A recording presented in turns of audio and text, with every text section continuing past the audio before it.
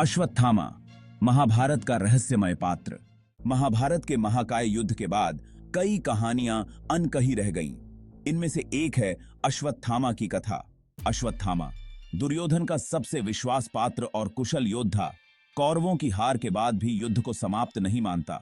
पांडवों की जीत से गुस्से में अश्वत्थामा ने एक घातक कदम उठाया। उसने भगवान श्री कृष्ण की सलाह को न मानते हुए पांडवों के पुत्रों को मार डाला। अश्वत्थामा का यह कदम न केवल पांडवों के लिए बल्कि पूरे कुरुक्षेत्र के लिए विनाशकारी साबित हुआ। उसकी इस क्रूरता ने युद्ध के बाद भी शांति को भंग कर दिया।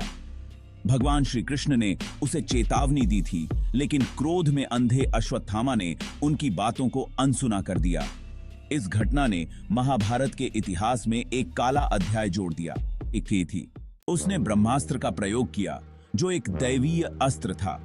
यह अस्त्र इतना शक्तिशाली था कि इसका प्रयोग केवल अत्यंत संकट के समय ही किया जाता था, लेकिन इस क्रूरता ने उसे शापित कर दिया।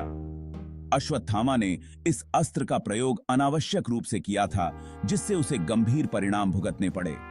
भगवान कृष्ण ने अश्वत्थामा को शापित कर दिया कि वह अजर अमर रहेगा, लेकिन उसकी जीवन की सारी खुशियां और शांति छीन ली जाएंगी। अश्वत्थामा को अपने इस कृत्य के लिए जीवन भर पश्चाताप करना पड़ा। उसे एकांतवास में रहना पड़ा, जहां वह अपनी गलतियों के बारे में सोचता रहा और दुखी रहा। आज भी अश्वत्थामा की कथा एक चेतावनी है कि पागलपन और बदले की भावना का अंत केवल विनाश ही होता है। यह कहानी हमें याद दिलाती है कि क्रोध और प्रतिशोध के मार्ग पर चलने से केवल दुख और पीड़ा ही मिलती है।